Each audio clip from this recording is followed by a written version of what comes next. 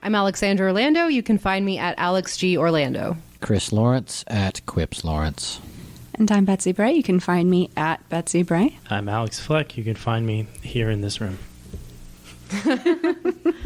Last year we did an OTG podcast, and we found that format to be really fitting for us because we are all grad students who don't have the time or funds to keep up with all the latest video games of the year. And so by picking one particular game that we really enjoyed throughout the year, it doesn't even have to be a game that came out this year, any game was really a good formula. So we are going to be repeating that this year.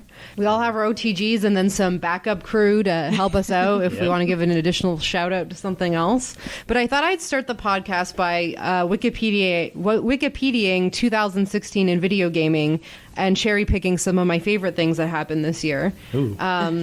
So this year we had a slew of anniversaries. So Blizzard turned 25 years today, exactly this day. No, this year. Pokemon turned 20. Resident Evil turned 20. Sonic turned 25. I just have the Tokyo Game Show. I assume it's 20. Does that mean Sonic is also 25? Yeah, Sonic is 25 years old. Our games are university students now. How weird is that? Like, it's not just our games are teenagers. Like, they're graduating college now. They've already rebelled. What happened? They're back. The grades are slipping. They've already gotten out of school and they're living at home again. The question is Sonic hip with the youth anymore now that he's kind of getting a little bit older? He's got some sweet sneaks still. Yeah, that's true. I see a lot of Sonic on the memes. So Are memes cool though, or is that where video game characters go to be punching bags? Are we Where in a does swag post-meme fit era? into all of this? How does swag? Well, I mean, if you look at that Sonic Twitter account, like the official Sonic Twitter account, they've kind of given up, I think, and just gone along with the memes.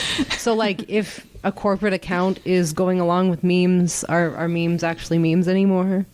Or are they policies? Memes in a meme. Well, Enforced by the man. They're on the memos and the TPS reports. Oh, God. Nintendo has a history of taking memes and just folding them into their corporate identity. Like, my body is ready hasn't been a cool meme for at least 6 years. What? I didn't know this. Damn it, I'm behind. And speaking of not being behind, this year, I guess, is like our VR year. And I don't know if I want to go into that. I feel like so many people have talked ad nauseum about like VR the future. Is it? I don't know. The thing is like we haven't played any of these games, really. Not many people have. I can't even go into VR because of my fat head. So See, still basic accessibility. So, you know what? We'll play a pause on VR. But two other cool like Blizzard things that I forgot about. Well, one is more recent, but early this year, Blizzard acquired MLG, which I forgot about until I read that Wikipedia page. But I feel like that's kind of huge, although we are still seeing the early stuff with that. But that was like kind of like this weird sort of thing that happened, and they're getting rid of BattleNet, which hasn't happened yet, but they announced it. So Blizzard's been making moves and shakes and bips and bops and bleeps. Where will we battle? Where will we battle? Not BattleNet. And of course it's going to be people still calling BattleNet, no matter what it's called. It's like Wonderland, right? Like, who calls it whatever Top Gun have been rebranded? It's always going to be Top Gun. It's true. Which I realize that's a very obscure reference that many people will probably not get, but Canada. It's a Canadian theme park. Look it up. Even though you won't look up the old names, but when rides were named after things like Top Gun and Tomb Raider, there's no going back from that. Did anything else cool happen this year? Like, Anything off the top of your head? A lot of people retired from the industry in general, like a lot of big names. I can't name any off the top of my head, but I know like the guy, like some Diablo people. Again, Blizzard, everyone's jumping ship, I guess. Yeah. Well, now that Battle.net's gone. A bunch of people jumped out of BioWare this year, too. That's right. Yep. One of the lead writers? Several. Oh, okay. Several writers. They can't keep writers. But yeah, the lead writers from BioWare moved on to other projects. Is this the year that Amy Hennig moved? I can't remember.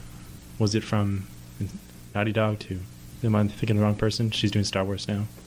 She was a writer on Uncharted. Cool. We'll fact check that. Yeah. And by that, I mean we won't. We don't get time. I have to keep the computer screen on the sound waves, or else we could be in trouble. Oh. Get to know. Fair enough. Chris, you look like you had something to say. I was thinking of things that happened in 2016, and I guess No Man's Sky came out and satisfied all of the promises that it made. So That's that true. was good. Yep. Yes. That's very true. Absolutely. True fact. Yep. Saw some unprecedented video game lawsuit shenanigans this year, I would say. A lot of suing and legal back and forths and people getting fired and stuff like that. I mean, the protests, the voice acting protests. Yep. Still going on. We just checked. yeah. Nolan North crossed the line. Nolan Made North everybody crossed the angry. line. And why don't we jump into the video game award show while we're kind of, talking about award shows. What about the Schick Hydro bot? Well, we had this. Well, I mean, the reality is like in 2016 we saw the emergence of the Schick Hydro bot. All other news is moot now. That's right, and the question really becomes, what next household product can we use as a robot head? Forget the post meme world. This is the post Schick Hydro bot world. FPS is sponsored by Broom. Broombot, every single broom. No specific brand. We are not, paid We're not that good. for that. It was really kind of weird watching the awards show, though. I mostly enjoyed the long, awkward speeches and the game previews. So, I mean, I could have watched, adverts anytime, anywhere without getting weird interruptions. But, that Schick Hydro bot. That's something that can't be missed. It's a freak of nature, really, and a freak of science. Where Nature won't take them, science won't take them. Where will it Science go? has Game gone award shows. too far. So I don't know if this is one of the games of the year that we're going to talk about, but Overwatch kicked the shit out of everything in that show. As it deserved to. Did it deserve to?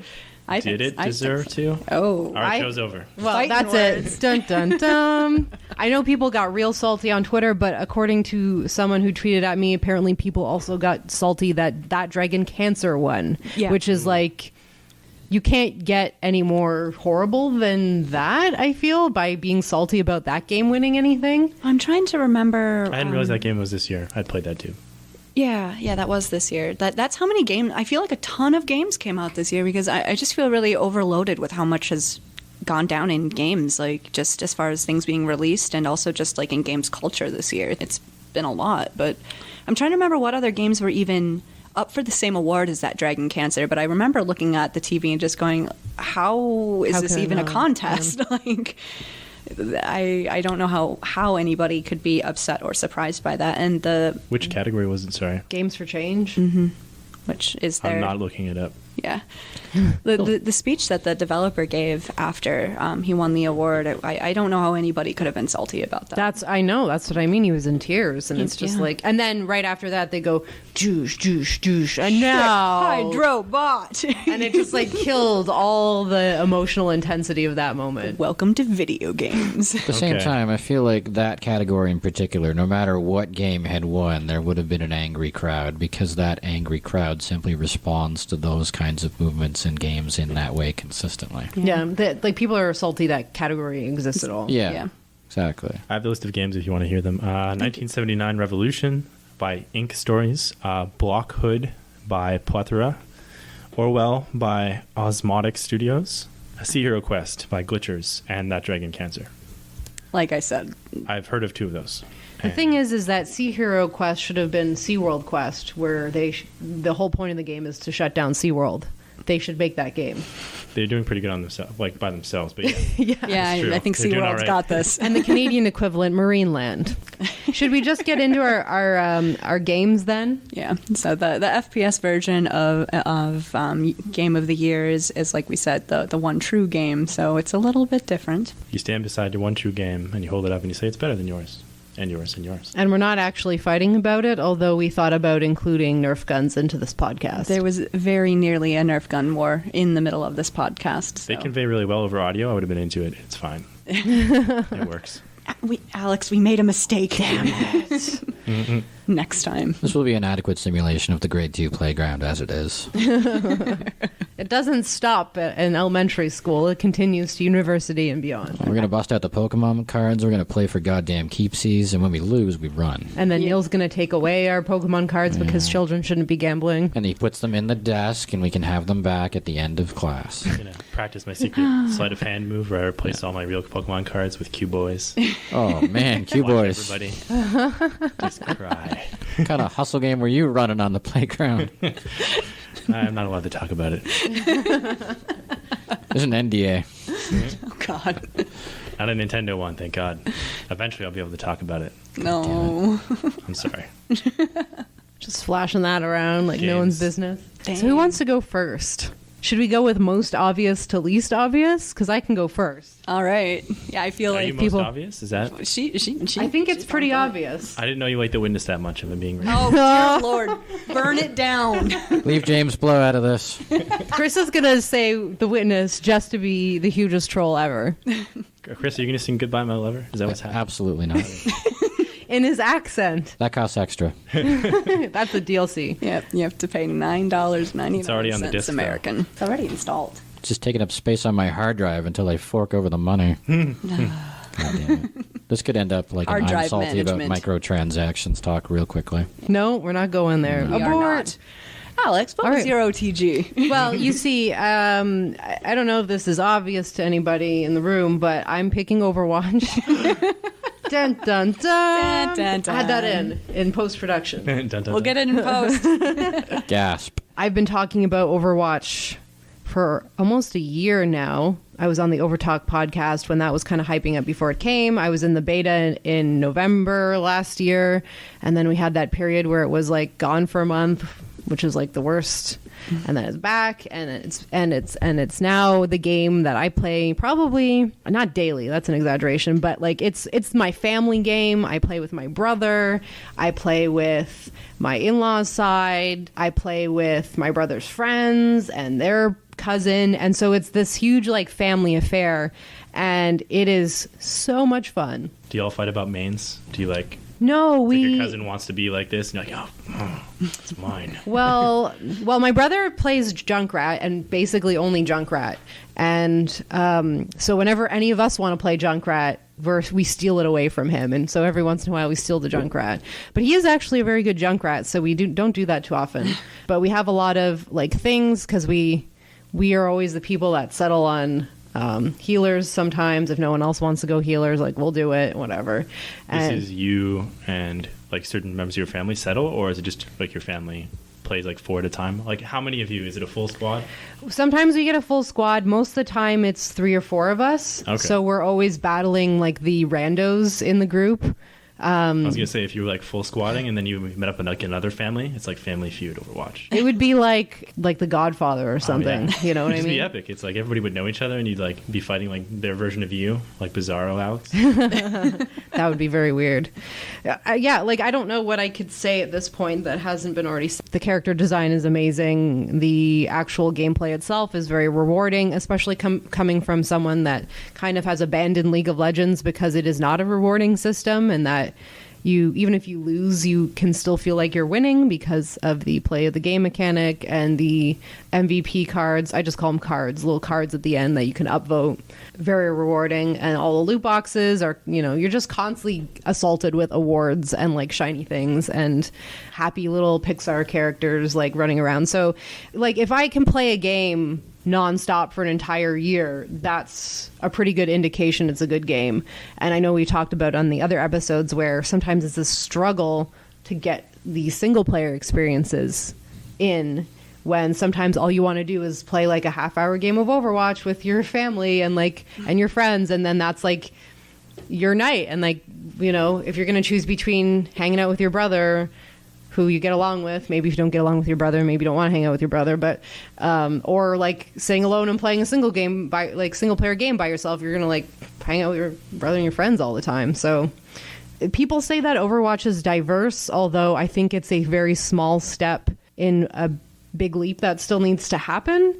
I think that it's good that they have representatives from various countries, although there is a sort of nationalist sort of undertone to Overwatch, both with its like identification of characters from particular countries and also the Overwatch World Cup that just happened, where it was literally like each country had a team and then they represented like their country on the world stage at BlizzCon, and that was really cool. But again, it's just like kind of undertone that like this is the representative person from that country, and of course Canada never gets any. Gotta have like 20 American characters and like this and that, but like God forbid. So hopefully we'll get a Canadian character, but anyways, that's beside the point. You end up with sometimes caricatures, right? So you think of like Symmetra's skin as like a Buddha, and then like Farah's just a hot mess because she's Egyptian and then has an indigenous person's armor, indigenous inspired armor. So I call her cultural appropriation Farah. And so you have those little things like that geared around this sort of stereotype of nationalities and cultures and things like that, which is fine, but I wouldn't be touting Overwatch as this like bastion of diversity. It's cool for me to be able to play an Indian character who's actually dark skinned and not like very light tan or something like that, but also like she can be running around with like a Buddha outfit. And then you're like, oh, there's a lot of articles and people talking about that stuff as well. And body diversity is another thing it's again getting there, right? We have Mei and Zarya, who are very like different characters from what we normally see in games. And then we have Ana, who is an old Egyptian woman. It's Farah's mom. But again, that can be undone with skins as well. So one of the legendary skins is Ana when she's younger and in the military, which is part of the narrative, but it also erases that element of her character from the game. Yeah. So there's all sorts of things that don't make it perfect. So narratively, a ways to go is kind of where you're going with it. You love it, playing it. But those things still bug me, you know. Like if I ever unlocked it's a legendary skin like that Farah has, I'm never gonna equip it because I just think that's wrong, and that's like my personal choice. But you know, you still see it around, and you know, I don't think it makes a difference to most people. But like it's those all little instances where you're like, I don't know. The reason I'm picking Overwatch is not because like at the Games Awards where they're saying like this is a game that represents diversity. You know what I mean? I'm not going to tout it as that. But this is a game that caricatures diversity. Yeah, exactly. Absolutely. Dips its toe in, basically. Yeah. And that's unfortunately more than we can say about a lot of games right now, but that's why I said it's a small step. So yeah, that's Overwatch. Maybe I'll do my honorable mentions after we've all done our OTGs. You talked about the way Blizzard, not the way Blizzard created it, but the fun you have playing it. And then I think Blizzard has definitely been paying attention in the ways that they've integrated new things into soon-to-be not Battle.net. The voice chatting and the Facebook integration with Facebook Live, which everybody loves. No one loves all the notifications. And no one loves everyone wants to know when voice chatting. I know the Blizzard voice chat doesn't work at all, but I mean they're thinking and they're like integrating it into this platform for esports. It's going to be this thing like Team Fortress 2, and we're going to be wearing funny hats forever. That sort of thing. Whatever the equivalent is, opening loot boxes forever. Yeah. I hope there's hats in the loot boxes. It's true. That would be nice. Some of the Christmas skins have Santa hats, so it's kind of like awesome recoloring plus hat. It also runs on anything, which I find awesome. Yes. I tried recently to install Doom on my computer, and it laughed at me. It was like, That's the other thing too, is like you don't have to have a high-end computer to run it. It's not actually that expensive. Like when it even came out, I think it was only $50. It's $40 for the base level one. I think on PC it was on consoles. It's more expensive to start because they make you buy the skins on top. But I remember 40 for the PC. And that's for a new release. Absolutely. That's pretty good. And I mean, people will say, "Oh, but there's no single player, so you're only getting half the experience." I'm like, no. There's like so much time that can be sunk into Overwatch that you don't need a single player experience. And I think they do a good job of offloading that to their animated shorts and their comics and the fan community. To even get into the Overwatch fan community would take forever. And of course, we got to mention Pearson's favorite ship, which is Lucio Roadhog. What is your ship of 2016 Overwatch, though? Ship of 2016 is Mercy Farah, or Okay. Far Mercy is what it's called. You heard it here first. Although, I don't know. That's maybe what I've seen a lot. But I mean, I hope there's a lot of Diva May, because that's what I would like. I think there's a lot of space inside that robot. I'm just saying. I don't know. Maybe Diva is too they seem too young to me to start shipping. Like Diva, What's the lore on that? I don't know. I haven't watched all the videos. she's based she's based on a real life person called Hana Song, who is a pro StarCraft gamer. Yeah, and that's why I'm like, meh. Real people. And she's Pacific Rimmed into Overwatch because she's gonna represent. She's the warrior for South Korea because can pilot the mech. It's that's all I had to say about Overwatch. I guess I can go next. All right. My OTG is also going to be aggressively AAA. I'm going with Dark Souls 3 this year. Because it made you feel happy. Because the real Dark Souls has begun? It has, and it has not made me feel happy. I didn't get around to that many games that came out this year, but Dark Souls 3 was a day one purchase for me, and I sunk a lot of time into it. It's a game that I find uniquely satisfying on both a gameplay and a narrative level. I think a great amount of care has gone into refining both over successive games in the series rather than one or the other. Dark Souls in particular is an excellent example of environmental storytelling without the hand-holding. Drops you into this strange, spooky, sad environment and asks you to piece things together on your own, at your own pace. And there's a meta-narrative aspect to it as well, because it's implicit enough and oblique and confusing that the community kind of has to come together and piece together clues about this sad, broken world and figure it out as a group. And I kind of enjoy that kind of community puzzle-solving effort that goes on each time a new Souls game comes out. Aside from talking about Dark Souls 3 itself, though, I kind of just want to give a shout-out to FromSoft in general, because I want to talk about the consistency with which they've released quality products over the last few years. I like to complain about the growing creep of forever beta in games development, the idea of releasing broken games and maybe getting around to fixing them, or releasing half-done games and patching in content later. Street Fighter V, for example. Yeah. And somehow managed to snag the fighting game of the year. Exactly. I don't know how. It's becoming the norm. Clowns in White House, I assume. Lazy game development practices are becoming increasingly normalized in the industry. It's not something I'm terribly pleased with, but it's nice to see prominent developers like From who are resisting that trend. When you buy a Souls game, yeah, there are going to be patches, there are going to be rebalances and tweaks over the lifespan of the game, but you're getting a complete package on day one. You can pop that into your console. You don't even need to take it online if that's not your jam, and it's going to work. It's going to be a fun game. You're going to have a good time. You don't have to wait on the hope that it will get around to being patched. I also appreciate that From is a developer that continues to listen to community feedback. They've improved their PC ports over successive generations. Is that where you're playing? PC? No, I'm playing it on PS4, but I understand the PC ports are okay. It's not. I've played the first couple of PC ports, and they're quite good now. With work, of course. But. Well, Dark Souls 1 in particular, you got to mod the hell out of before it's a comparable experience, right? But that's something that they've improved as well over time. So I don't know. I just wanted to talk about, I guess, what I identify and recognize as a good developer in a sea of increasingly lax practices and controls in the industry. Mm-hmm. So, as a person who's played the first two as well, presumably, Yeah. Is Dark Souls 3 the one true Dark Souls? And maybe your OTG, because there's been some debate about this. Some say, Dark Souls 1, the unpolished, can't dive in all the ways you should be able to, or dodge in all the ways you should be able to version is the one.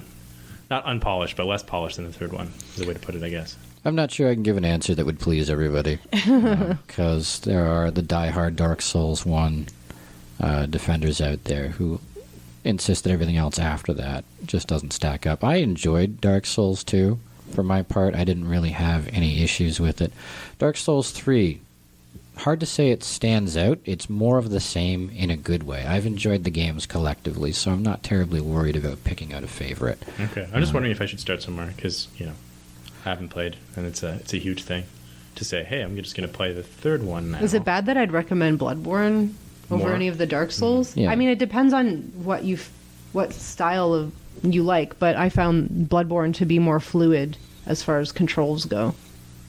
Well, the idea is to iterate and refine these systems, and that Dark Souls 3 ends at a place where these things are somewhat streamlined. I'm thinking like Mass Effect now as well, that the first one had a different flavor, the second one had a slightly different flavor and more action, and then the third one was like a super polished version of the second one, basically. Not a different enough flavor that I would say that successive games have made the previous entries inaccessible. And for my part, I would almost suggest playing a Souls game and then picking up Bloodborne, because the Souls games establish this set of constraints that you work within, and they become comfortable over time as you adapt and learn how to play a Souls game.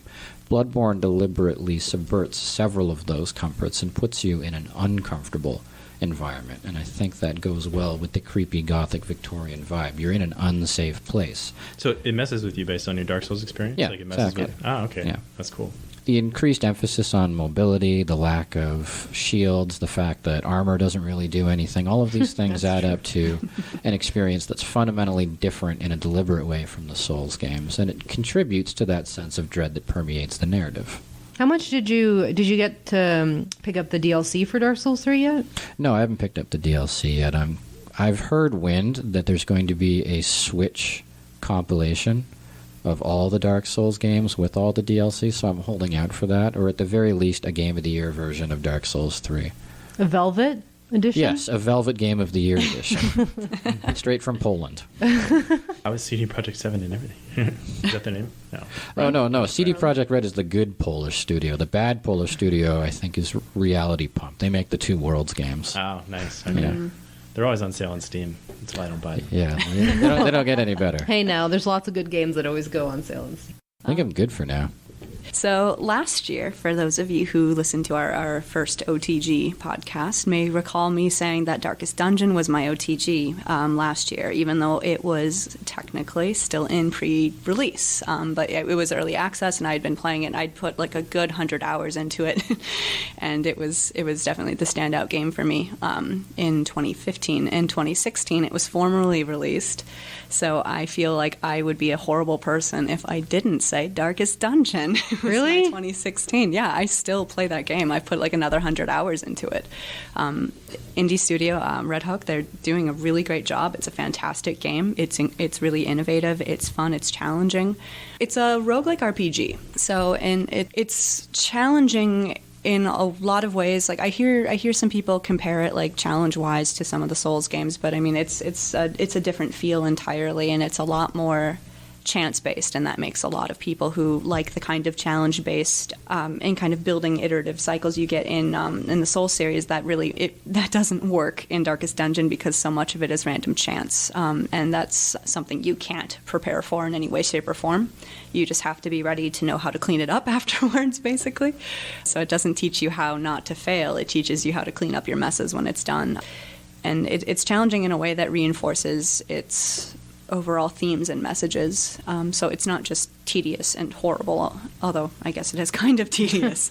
But it's one that I've definitely put a lot of time into. So this is where I say it's cheating, though. So because that is technically one that came out this year, I wanted to kind of split my OTG here, so it's not a shout out. That's fine. No, because you did mention one the same last year. Yeah. A game that I have talked about quite a bit nonstop, and if you listen to our Halloween podcast, I talked about it then too. I talk a lot about games I love, but the 2016 release of I'm Scared, which is a remake and it's actually for sale as opposed to the 2012 version, but it's a meta horror game based on like glitch mechanics and the idea of, it's not even like breaking the fourth wall. It's the fourth wall was always established as part of the game in the first place in a way that is important to the story, and it's one of the creepiest pixel art games I have ever seen, and I play a fair amount of horror games. So if you're into that, give I'm Scared a go. It's really great. That's on the PC?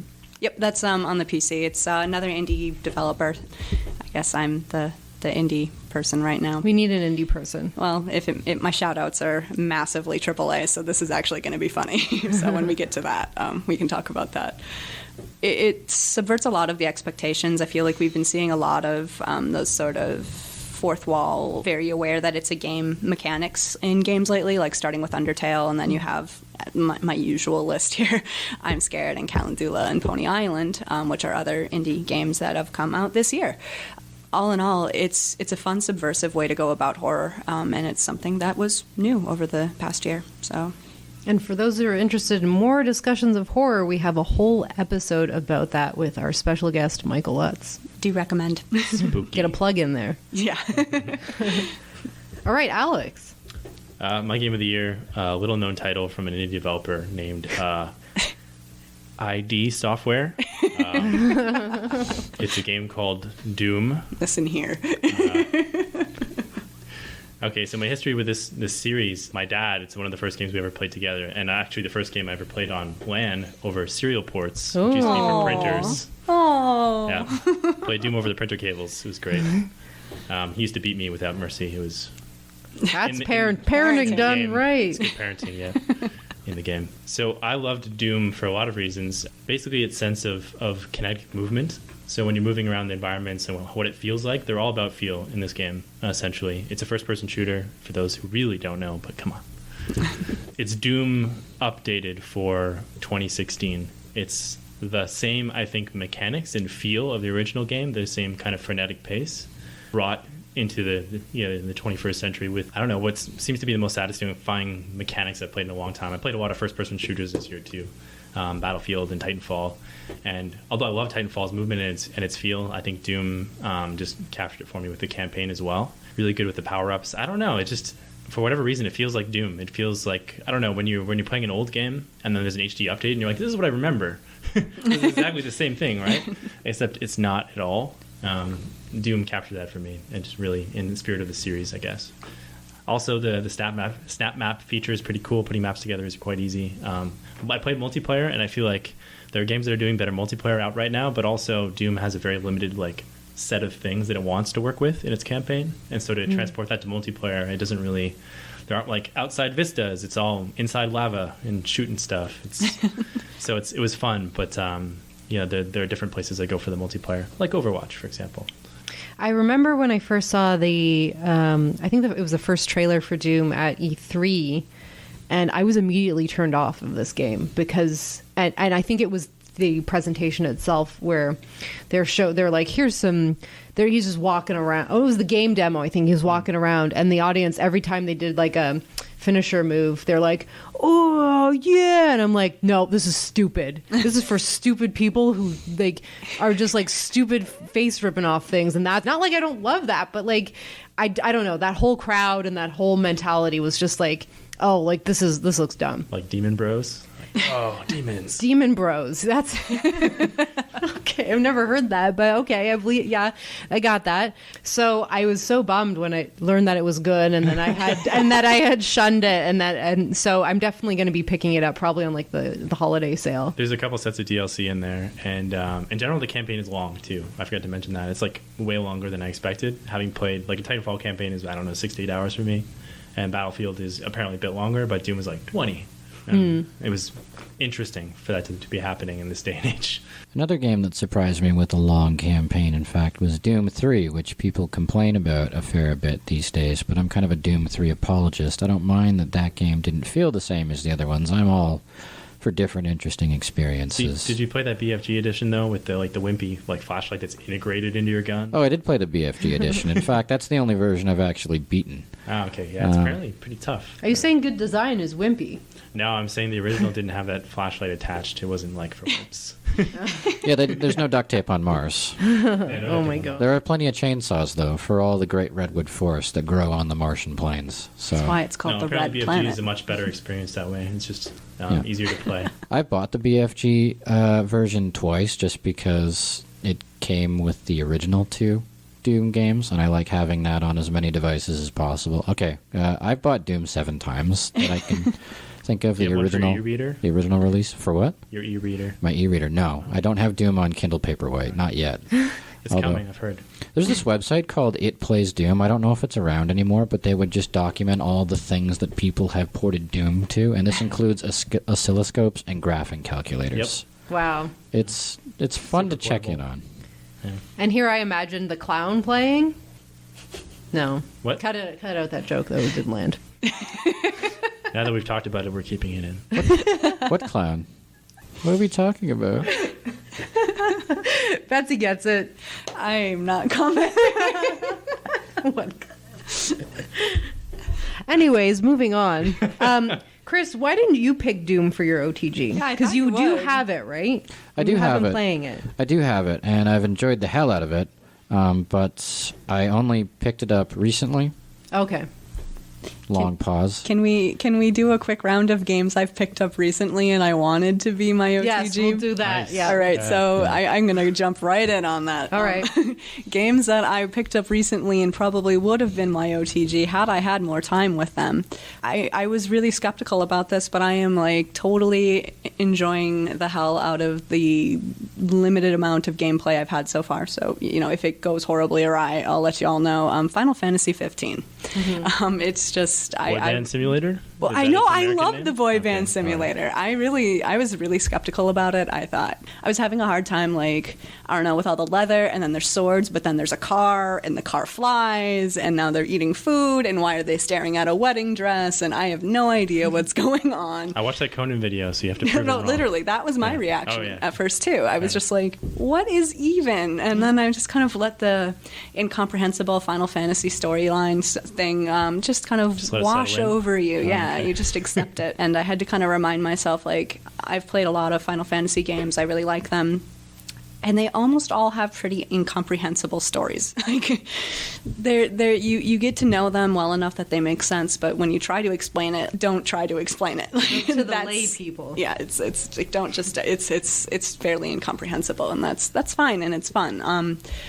I was really pleasantly surprised by 15. I didn't think that I was going to care for a lot of what was going on as much. I didn't play Final Fantasy 13. I did play a lot of 12, so it wasn't my first more active Final Fantasy game, but I'm really enjoying the fighting. I think it is pretty intuitive. I know some people have said they'd had trouble picking it up, but I don't know, it made sense to me. Is it MMO-like? No. The action? No? Nope. It's like Kingdom Hearts and 12, like all mushed together. Okay.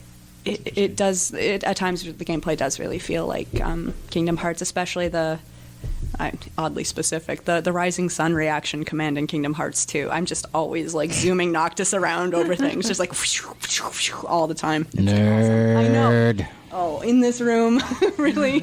The person who bought Doom 7 times. Yeah, Chris. That was an And investment. doesn't even know about fictional clowns. Yeah, but you can, Honestly. I have it on the Super Nintendo. Why doesn't it run on your Kindle yet, nerd? 'Cause I don't have a Kindle. Yeah, but it's and I think the characters are they're all right so far. I'm still getting to figure them out. It struck me at how kind of, I don't know, just they're like soft bros and they're just like really domestic and they're just like odd. You actually At feel first. like they know each other Yeah. instead of just outsiders who happen to like tack on to your You're an party. orphan too? Yeah. I always feel like I'm like a dude playing somebody in a Final Fantasy game, but if I Yeah. can feel like I'm actually part of this kind of group, then that's... See, I feel like I'm watching just like these like very pretty boy band dudes run around, and then I remember that I'm playing the game, and it's kind of weird, and I'm just like I'm staring at this group of people who are trying to have a moment here. Like there's It's the male version of Dead or Alive Extreme. kind of, but I guess there is a fair amount of shirtlessness. Like I mean, Optional. Gladio. Is it still called anime titty? I personally call it anime titty. Regardless you mean, of gender? You mean, yeah. Okay. Yeah, let's go that far. We're going that far this year. All right. Oh boy. Oh Most Yeah. boy. contentious thing said in 2016. Let's try to move things along a little bit. As much as we could talk about Final Yeah. Fantasy 15, game I regret not having more time to play, Dishonored 2, which I am enjoying a hell of a lot more than Deus Ex Mankind Divided, which is probably my most disappointing game. If you listen back to the last podcast where I'm like, I'm still hyped, I'm gonna ignore all the Augs Live Matter bullshit. I just stopped. Unlike Overwatch, which I am playing all the time, Mankind Divided feels like work to play, and I know I have to play it, but it's a struggle. That, and I also want to shout out Mark Morris's Infinite Air as another disappointment. God, I wish they would have helped make that game better, but it's essentially the people who made Skate, but for snowboarding, and they made it not fun by basically trying to make it as technically accurate to snowboarding as possible. So that game sucked. Just very cold. And all my snowboarding experiences have just been like screaming and barreling down a hill much too quickly. You can't even scream. They won't let you have any fun in Mark Morris's Infinite Air. Not accurate if there's no screaming. No screaming. So my shout outs, I have two. I originally tried to keep it to one. I am very pleased with Let It Die, which is a game that came out of nowhere for free on the PSN by Suda51 or Grasshopper Studios. And it's basically a free-to-play Dark Souls style game but with like mobile features in a way where you sign in every day to get bonuses. And so essentially you have to like pay currency to like revive and things like that. But it has all the cool little features of Suda51 games. So if you think of like older Suda51, like Killer 7, you have a friend that basically is literally named Uncle Death and is a skateboarding reaper with different kinds of glasses. So sometimes he wears 3D glasses and sometimes he wears like spirally glasses. And it's essentially this very like surrealist, like climb the tower in this post-apocalyptic world, and you like pick your character when it respawns by like picking it out of the cryo chamber, and it has like tubes plugged into it, and then you just again walk around and kill things and climb up the tower and occasionally stamp your card in this very like useless rhythm game. You just kind of have to see it to understand how that works. Is it like satirically making fun of for in some respects? For sure. Esque game. Oh yeah, like gameplay wise, I'd compare it to like it's very hack and slash roguelike. Okay. It's free, so you don't really have any excuse not to play it. It's a little bit of a big download, but as a person who hasn't been a super fan of the recent Grasshopper games, I'm very happy that this game exists and is free. And the other shout out I'm going to give, and this may be timely because I found out its release date today, but I'm giving a shout out to the Ukulele Sandbox Toy Box. So this is basically the demo for Ukulele, which has just been announced today, is coming out April 11th, which is a Kickstarted game by the old school Rare people to make a Banjo-Kazooie-esque, but not Banjo-Kazooie because he's owned by poor Microsoft now, who's done away with what made Banjo-Kazooie good. So they're making it kind of like it's basically an homage, a collection of various things. And the toy box is a demo, but in the very style of those games. And playing that was so much fun because it had collectibles and a hidden secret and your little characters who go boop, boop, boop instead of having like their actual dialogue. And the music is all done by Grant Kirkhope, who is the original composer. And I am very excited for that game to come out. But the demo also was like super fun and super exciting to play. So that's going to be my OTG shout out, is a demo. And I would say it's probably one of the best demos to come out maybe ever. I mean, whoa. It's really good. Not counting like some demos which were just literally the first levels. Like the Deus Ex demo was Liberty Island in full, and it was hours long, and you got like that content. But like the fact that this exists and it's happening, and they put out this thing that actually is going to be open access to everybody soon. So check it out. It's going to be good. So yeah, in response to that question of I really have no excuse for not having played Let It Die at this point, I keep making room on my hard drive for it, only to discover that Doom has somehow gotten bigger every time. It's now sitting at 75 gigs on my hard drive, and this is purely multiplayer updates behind paywalls that I haven't paid for yet. So I'm getting steadily more salty at what's going on here. That being said, if we're not going to count the game that is trying to give Nintendo shit for product come holiday season, circa every single 3DS special edition they've released, the NES Classic, still amiibos, not to mention any software title that isn't Pokemon. I suppose if we clear that away, I only have one shout out, and that's for Starward Rogue, which is one of those games that feels like it came out a bajillion years ago, but actually came out in January of this year. Starward Rogue is a twin-stick 2D shooter with roguelike elements, a lot of depth, a lot of customizable content, tons of replayability, but it completely fell under the radar because it's in an ecosystem now where it's getting increasingly more difficult for indie games to have that 5 seconds of fame on the Steam store front page, build traction, build an audience, and generate sustainable sales. So the company, Arcan Games, is going through some difficult times right now because they're not making enough money off their software anymore. So I wanted to give a shout out to them, not because they're hurting specifically, but because they are another example to me of a company who puts out a game, does good work, gets it right the first time, and continues to support that piece of software for the sake of its community. So yeah, once again, Starboard Rogue, another example of a game that was awesome on launch and only got more awesome with tons of support, despite the fact that it didn't attract the sales base that the company was hoping for. So even as they were going through layoffs, there were still daily patches adding new content to the game. It's PS4 or PC? PC. It's on Steam exclusively. Yeah, that is one of the things that really bothers me about Final Fantasy 15 is the amount of reverse tweaking that's going on, and they basically came out and said, the second half of the entire game is crap, so we're going to fix it, and adding like large narrative aspects to the game, and I don't find that particularly acceptable. But can you think of is there any other game in existence that has patch notes for the story? I guess Mass Effect 3, weird, right? Yeah, had that. Yeah. But Is that a can of worms? No, but I mean, even that was just the ending, right? That wasn't necessarily like a whole half of a game, right? Well, it's not that they're adding half of the game. They're like, wow, there are significant plot holes in the second half of the game because we rushed it, even though it took years and years and years and years.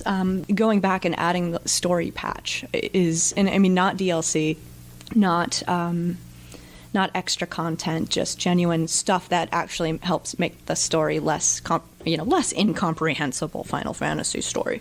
I hope that's not a trend that we see continuing. Like I hope that we see more studios being responsible with their products. I don't care that it took 5 years to come out. Like, you should finish the game. What form does that DLC take? Is it like cinematics only, or I'm like not side 100%. They're still like working. Oh, they don't know? Okay. Yeah, they're still working on it. They're just saying that it's like in the works, basically. And I know that it's a particularly incomprehensible game story because there's a movie you're supposed to watch first. Whatever. Which I have thoughts about, because on the one hand, I like how there's not, like, I was happy to jump into the game and not have to watch a half-hour cutscene, but at the same time, I'm not going out of my way to buy a movie just so I can enjoy a game. Yeah. Like, you have to make that game comprehensible to people who have only played that game. Yep. And it's a kind of a slap in the face when Final Fantasy 15 opens with for fans and newcomers. Yeah. And it's like, no, it's not. You have a whole movie and a YouTube series that not YouTube series, but like the King's Glaive and the Guard's Glaive and the Glaive and Glaive. The Glaven. King Glaven.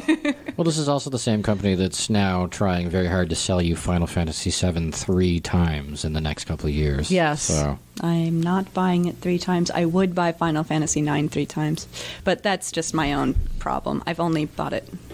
Actually, I have bought it 3 times, but I mean, 2 of them were PS2 discs. It's too late. I know, it's too late. So my actual shout out. Yeah, your actual shout out. Although it seemed like it was Final Fantasy 15. No, that was the game that would have been my OTG if I had gotten it on time. Y'all are going to say I'm a massive nerd for bringing this up, but Pokemon Go is a massive shout out for me. I know that it's had a huge drop off and a lot of issues, and Niantic's really dropped the ball on what they're releasing at what times, considering the winter is coming. Winter is here. I know winter is here, and it's not as much fun to walk around outside right now, even though there are Pikachus with Santa hats everywhere right now. What? Yeah, oh yeah, for sure. Oh, obviously. I got 3 or 4 of them like in the past 2 days. That's awesome. But It was a game that actually made me start looking at my phone as a gaming device. Like, I wasn't a mobile phone gamer. I didn't. Augmented reality was not really my kind of jam. And my phone was used for texting people and messaging and, keeping up with my emails. I didn't game on my phone. It was just a genre of games that I didn't consider. And Pokemon Go made me look at my phone and go, oh, cool. Like, I can do that. And yes, I still play. So, yeah. And speaking of phone games, I can't believe I didn't message Mystic Messenger. I mean, completely different game. That's not Mystic Messenger. Again, we're saving Mystic Messenger because I'm still wanting it to be a whole podcast episode. But so that was a phone. That was a game on your phone, which was a game, but it was also a phone. It's a phone game. A game for a phone for texting for hot phone boys. Game. Alex, what's your shout out? Shout out is actually Firewatch. I played it a lot later than everybody else. We had an episode, and I was intrigued, and I started playing only a few weeks ago. Otherwise, I have more to say, I think. But for now, I just love the atmosphere of it. I've never been a person who tries to kind of break games and stray around the lines, or to go off into the forest and try to see where the actual invisible walls are. So I'm having no problems with that.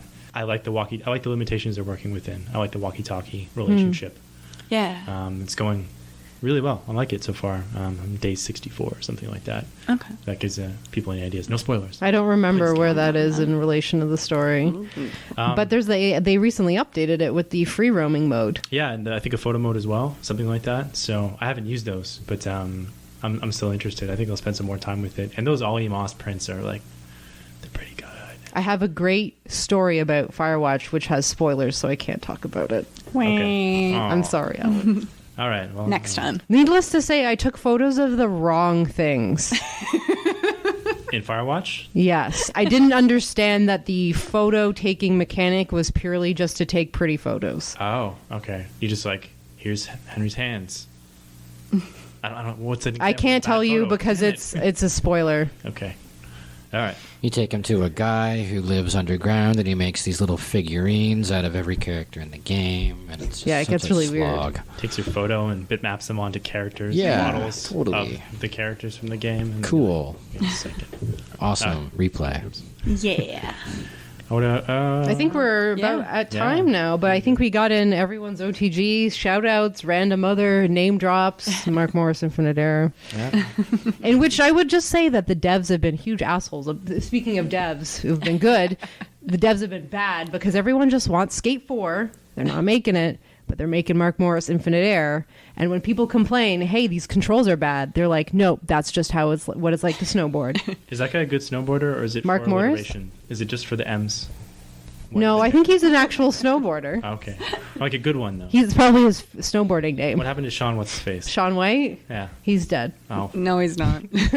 Can someone He died in 2016. Can someone explain to me how Tony I will Hawk's fact Pro check it. Skater 5 is still on store shelves like $50 at Walmart? Is it? Yeah. Did that game come out this year? No. Oh. 2013 or something. It's a bad game. Oh, boy. I think the remakes would be cool. I would like to see 1, 2, and 3 in a collection. I would do that. They've been remade so many times, but come on. That 4K. Keep rebooting. Keep rebooting. Yep. I'd say that is the 2016 motto: keep remastering, keep rebooting. Well, now we're keep remastering. repeating. Now we're remastering consoles, right? Like Yep. PS4 Pro came out this Yep. year. And how many? But they did bucks that were in given? like PS2. Like they had the That's true. PS2 Slim or whatever. Yeah, but it played the same games. The PS4 In the same way. Yeah, the PS4 Pro. Now it's like, whoa, it's all in 4K now. Yeah, but what about the 9 Sega different CD? graphics modes. per Sega gen. CD? TV's not. Sega CD introduced the discs. Yeah. So that's a... One thing I'd say is that, like, I think to a greater extent than we've seen in 20 years, like, consoles have fallen back to a numbers game in their marketing. Very much Right? so. We haven't seen this kind of behavior from the companies, like, constantly, like, bragging about their numbers, their processing power since the days of the Super Nintendo and the Sega Genesis. And Bro, the how many Jaguar. polygons you got, bro? Exactly, right? Tell me about your teraflops. Oh, them teraflops. Yeah. Teraflops for days. When Project Microsoft's going to rule the world comes out, we'll see about them man. teraflops. Cut. No. The end. That's it? Okay. Thank you for listening to the First Person Podcast. I would like to thank Neil Randall and the staff at the Games Institute for their support, as well as Alex Fleck, our podcast producer. We'd also like to thank Stephen Trothan, who wrote and composed our theme music.